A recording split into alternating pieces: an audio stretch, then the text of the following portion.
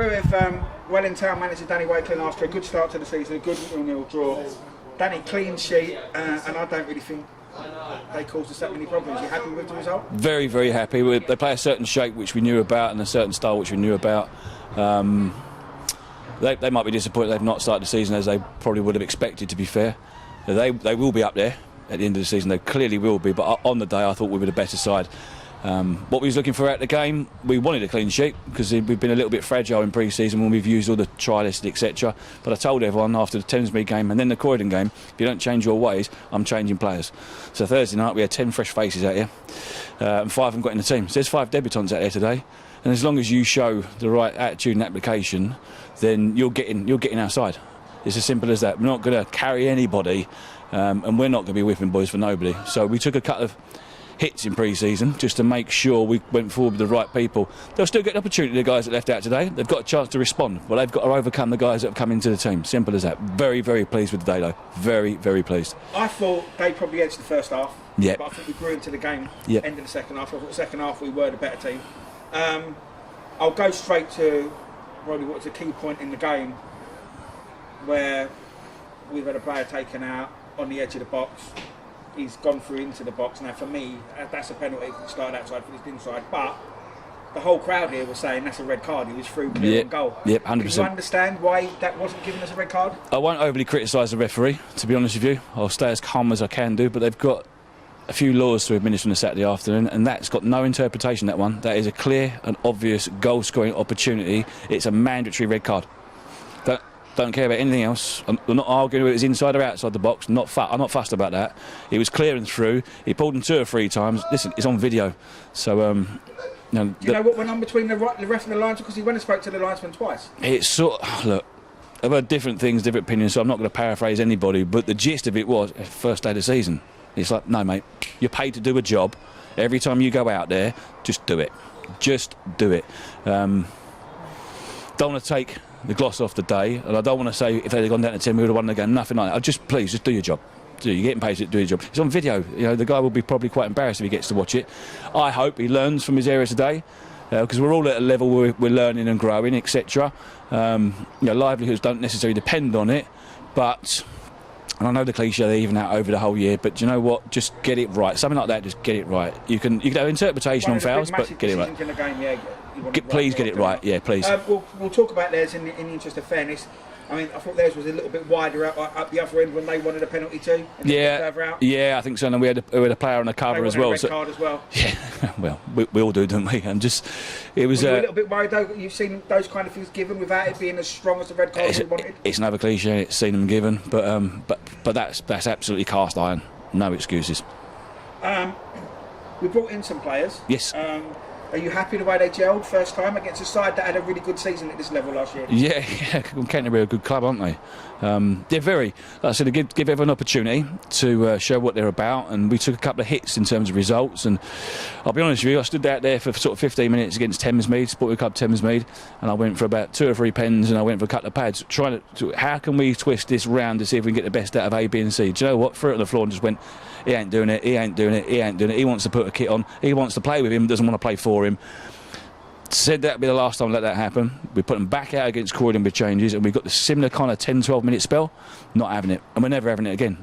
So if you do something once, you're a bit daft. If you let it go twice, you're silly. You let it go 3 times, you're out the door. That's me. So you're a complete idiot if you let it go. Not having it again. Simple as that. But the response from the lads that took it on the chin, and the improvements that the guys that have come into the squad just taking us to another level. They don't need babysitting. They don't need to be cajoled all the time. They get given instruction, they deliver, and that's what you want, to be fair. And they're the kind of boys that, when they're at that kind of level, you can go and add another 5% to their game because they want it.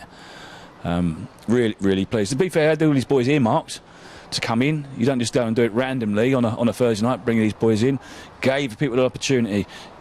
Take it or leave it, really. But I'm really happy with the boys today. Really happy. In all areas of the pitch today, Dan, I thought we pressed them up front. Our strikers were pressing them, and I think that was key because when we pressed them, they give the ball away, so they couldn't create anything. At the back, I thought the centre half and Beckett, I thought were outstanding today. I mean, I'm personally going to give the Boots TV man of the match to Beckett because I thought he made so many good tackles. Yeah, fair. And then he got on the ball and tried to get forward as well. But I thought defensively and in attack, they were at it. They were working for each other, and I think in pre-season we needed to improve off the ball, but do you think that we did improve off the ball today? Yeah, we put boys in the park that we give our blueprint to, and they read it, took it, understood it and delivered it. You know, it wasn't necessarily about working harder or smarter. It was just these guys can take an instruction. You've got a remit, deliver. Simple as that. Simple as that. I would go with Beckett because he only got 25 minutes at Croydon, so he responded well. We've taken him out of centre half and put him to right back. We knew we'd have to deal with diagonal balls with their sort of 5-2, 1-2 sort of thing. We knew that that's what they were trying to do. So Beckett gives you that power in the air of a centre half, and he's still got athleticism to get up and down the pitch. He made an outstanding block, didn't he, as well? In the middle, probably their best chance. He did, and he's in bits there after a couple of challenges. But I thought our best technician and the best technical player on the pitch was Elion Marshall-Katung. I thought he was superb today, on and off the ball. It's a shame he got a little knock towards the end because he looked like something was going to come through him to maybe go and pinch it 1-0.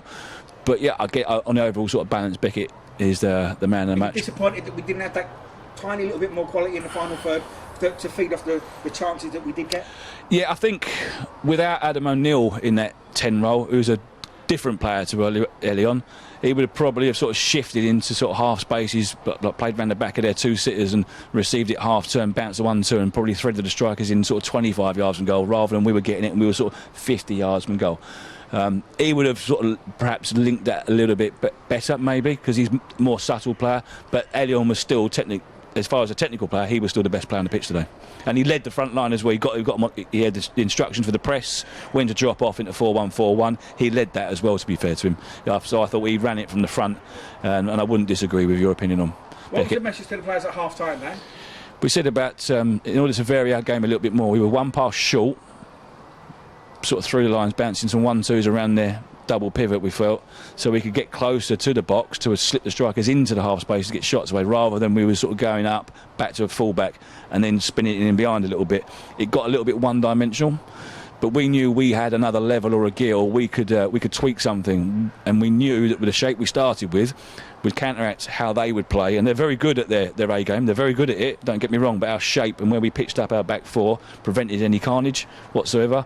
But then we felt we could be a little bit more fluid and fluent with our movement and an extra pass in midfield and set it back and get the strikers away. That's what we spoke about at half-time. We were just tactical, technical, and all the boys were on it as well, to be fair. They absorbed it, went out, adjusted and applied themselves. And don't want to get too euphoric, but we wouldn't have been out of order if we'd have won the game 1-0 today. Tough game on Tuesday. They're going to be a solid side, probably going to sit in and do everything right, make good decisions. What are your thoughts on the game at Fisher? We picked a side today that we thought would do themselves justice today, and we'll flick it around again on Tuesday, to be fair, because you're on the artificial surface. So we've got a lot of technical lads that like playing on that. They're brilliant on the training pitch, and some can't quite adjust to the grass sometimes. But we will have a different plan for that game. I know it's a completely new squad down there, and the gaffer's come in from sort of Essex size and brought players from his region over to play. So I think it'll be more about them. They'll be wanting to adjust to the league as well themselves, won't they? But early days, game on the old AstroTurf, under the lights, away from home, expecting a good crowd. Good positive start from us, and we've already got one eye. Well, now the game's finished, I can now fully focus on Tuesday night. Well, I'm having a Guinness first, and then I'm focused on Tuesday night. We'll be all right over there. Well, Dan, really solid performance from the boys today. Well done to you and the management team. We'll see you Tuesday. Yeah, management team are fantastic. Thank you ever so much. Thank you.